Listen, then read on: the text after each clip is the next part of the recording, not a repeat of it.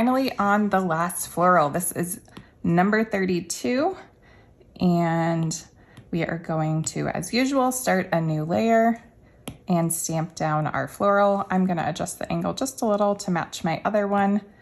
And we wanna add a second version of that inside. So I'm gonna swipe left, click duplicate, grab a light pink, and then just drag and drop to recolor that.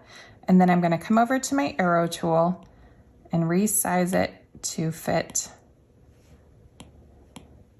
within my darker pink floral.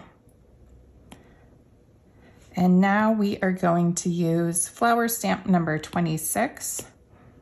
So I will grab that and white, and then I'm gonna add a new layer.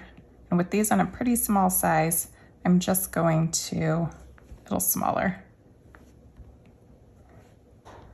stamp 3 of those within the light pink flower. 2-finger tap to undo as usual until you get it placed just right.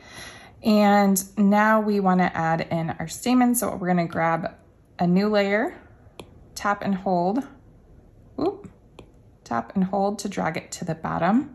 I'm gonna grab teal and my monoline brush. I'm gonna add just 2 simple lines right here. And then with a lighter teal, I'm gonna go ahead and draw this little stem at the bottom. This time I just did kind of an oval shape and added a stem instead of just a straight line. And then with my darker teal again, all I did was add a bunch of dots down the side. And instead of repeating that on both sides, what you can actually do then, I forgot to put that on its own layer. So here's what you can do if you forget to put something on its own layer, but you'd like it to be on its own layer. Grab your selection tool and just circle it, and then 3-finger swipe down and click cut and paste. And now that has moved to its own layer.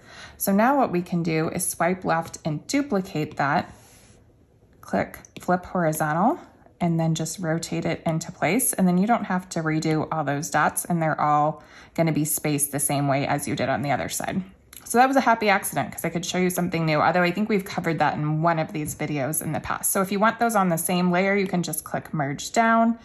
And the only thing we have left to do is add our little florals there. So we'll come to the top, and this was flower 26, I believe. And I'm gonna grab a bright yellow and then make that a little bigger.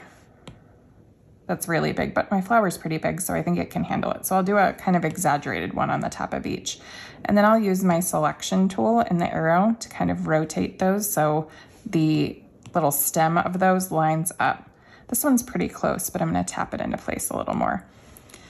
All right, so we have finished all 32 florals. I hope you enjoyed that series. And like I said, you can do so many different things with each stamp. I just wanted to kind of give you an example for each one of what you could do by varying the colors, this way you stack stamps, the way you use them creatively. The possibilities are literally endless. So I hope you've enjoyed this series. I'm actually super ready to be done filming for a few days, but I've had so much fun sharing these examples with you.